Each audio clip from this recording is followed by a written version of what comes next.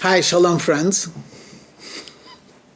It is said that everything can be duplicated except for being first.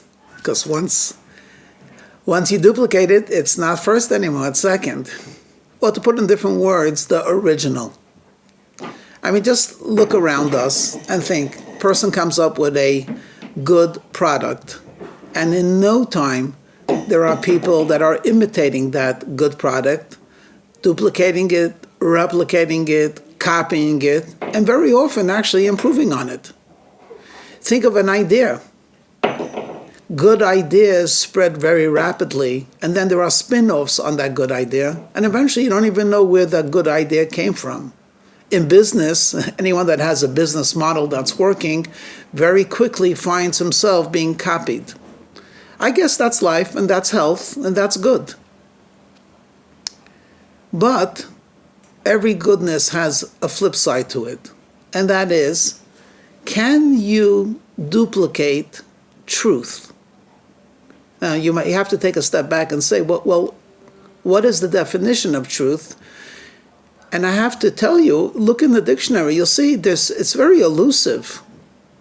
But the closest working definition that I saw was truth in accordance with reality. But as sensible as that might sound, it's actually inaccurate, because how do you define reality? One person's sense of reality might be very different than someone else's sense of reality, which leads us to the conclusion that there's more than one truth. It doesn't ring well. Truth is truth. Truth is absolute. Truth should be unconditional. Truth should be eternal. The sages tell us that truth is the seal of the Almighty. There's only one God. He was, He is, He will be. And in a sense, when there's a truth that reflects those qualities, then we know it's authentic. It's a godly truth. Because it's so difficult to define truth, we have a lot of copy of truths, and we call them fake. So we have a fake art or fake Rembrandt. Now, for all practical purposes, 98% of the people, or maybe even 99% of it, look at a picture. It's a perfect replica. It looks old. It has the feeling of the master. And for all practical purposes, it is a Rembrandt until they get an expert of experts who does some complicated test on it and says, no, this is an authentic fake. And then suddenly, okay, that's not a Rembrandt. It doesn't have the value and the aura associated with it. I've seen a watch called a Rolex, and I wouldn't know the difference between a fake Rolex or an authentic Rolex or a real Rolex, but one's a fake and one is real.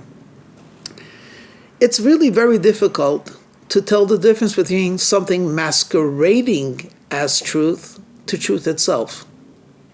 And today, this fake, which we often could put on top of a piece of art, fake fashion, has now been borrowed to talk about something that used to be very clearly truthful, and that is what we call news.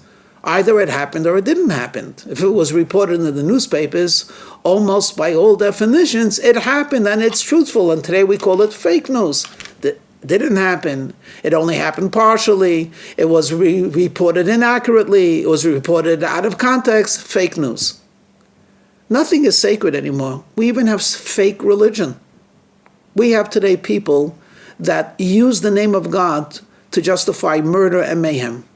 Every time they say the word God, it is taking God's name in vain and blasphemy. But they call it religion. They call it God. They call it... I mean, even just what happened recently in Israel. Israel wants to make sure that the Temple Mount is safe. So very sensibly, they create some type of a barrier to weed out the evil from the moderate. And what happens? In the name of religion, the world comes out against them. I mean, something which is common sense. That can also be fake. In fact, I'll tell you a story that happened probably around 90 years ago or so in Poland, at a time where Jews were still living in farms.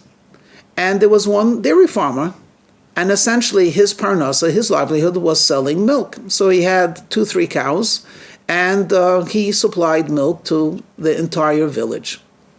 One day, someone comes to the rabbi and says, Shimon, he actually is not really selling authentic milk. He actually mixes in maybe up to 20% of water.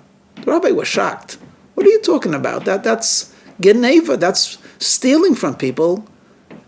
Children, adults, they need real milk with all of the nutrients and all of the calories. They're only getting 20%, it's watered down. So he calls over Shimon, and he says, Shimon, I heard a rumor. Please let me know whether this rumor is true or not. Do you dilute your milk with water? Shamefaced, he said, yes, I do. And the Rebbe looked at him strangely, like, why are you doing something like that? It's illegal. He says, Rebbe, everyone does it. All of the milk farmers do it. So the Rebbe said, if they would all eat not kosher, would you also eat not kosher? As your rabbi, I am telling you it is forbidden, and I want you to make sure that you sell the milk without diluting it. When Shimon looked very unhappy, the rabbi said, and I assure you of God's blessing. Come to me in a week and let me know how it worked out. A week later, Shimon comes in, and the Rebbe says, Shimon, have you been diluting the milk? No, I have not. Well, have you seen the blessing of God? He said, Rebbe, my business is falling rapidly. You know why? People that taste my milk say it doesn't taste like milk. They claim that I'm diluting it with something. I tell them I'm not diluting it. I swear to you it's 100% cow's milk. And they say, no. We drink milk from other dairy farmers, and from their cows it tastes different. To which the Rebbe was amazed, and he grabbed his beard. He said, as a falsche Welt, what a deceitful world. Authentic, genuine milk is considered diluted. And diluted milk, the people got so used to it, they think that's milk.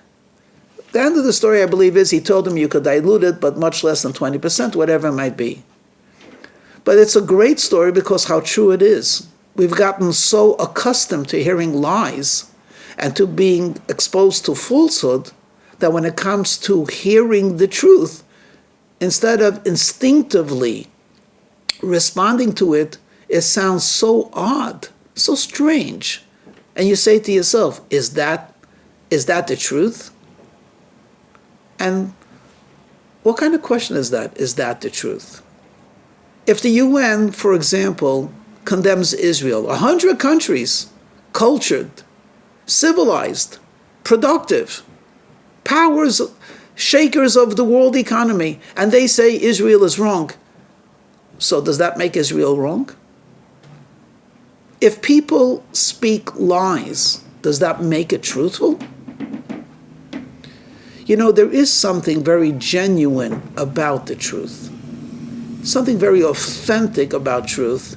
And actually, because it's such a powerful concept, that is precisely why people try to copy it.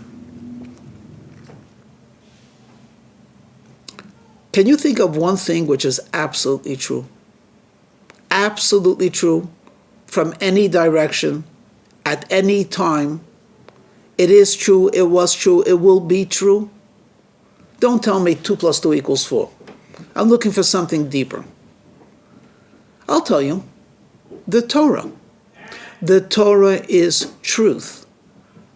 The Torah is called first because there can't be something like Torah and still be first. There will be second and third and fourth.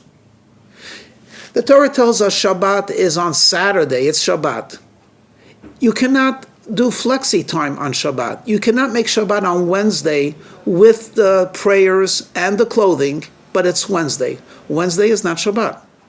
Shrimp is not kosher, even if it tastes like a filter fish. The Torah tells us to put a sign on the hand and on the head. It's called tefillin. You say, well, I write a check to the Federation, that's my hand, and I put a Star of David on my forehead. And they said, no, kosher style is not kosher, and these are not tefillin. This is true when God gave it. This is the way it was in the past. This is the way it is now, and this is the way it will be. Torah is absolute, unconditional.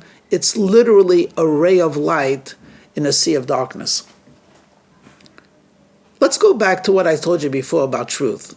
According to one interpretation, I think it's the Merriam-Webster the dictionary, it's truth conforming to a set rules of reality or something to that effect. Okay, there was a time not too long ago that when a person looked at the anatomy of his body, he would know he is a he, otherwise quaintly known as a boy. And if she looked at her body, she would say, I am a she or a girl. Today, we could doubt that. Today, we could challenge that. There was a time when marriage was just accepted. One man to one woman was considered a marriage. Today, fiercely debated, people don't even know what is considered a marriage, or why get married, or what is the meaning of. There was a time when a family meant a father, a mother, a child. Today, family could mean a subset of it, just about anything. I could keep going on, but somehow truth, trying to conform to the reality that we see, does not work. What you see is not real. What you see is not true. What you see is not genuine. So where does that lead us? Are we doomed to wander in darkness? No, no, and no again. We have Torah, or we have a Torah. It is a document of truth. The author was truthful, the Almighty God, and it sheds light and clarity on everything. How to do business is found in the Torah, and it's called be honest. It makes no difference if it's good for business, bad for business. Being honest is the truthful, honest, correct way to live your life. When it comes to a diet, the Torah tells us a kosher diet. Nothing remotely similar. A kosher diet. Shabbat. How do we incorporate these lessons? By studying, by living it, by associating with those that are studying the Torah. So friends, we're actually far from being lost at all, because paradoxically, the document of truth called the Torah has never been more real and easier to see as the only truth or the genuine article. Because everything that had passed, which we called civilization, philosophy, ideas, we see has not brought clarity. But the Torah values still resonate very, very, very deeply within us. So, think about it, my friends. Isn't it time to honor and revere and absorb the truth? Shalom.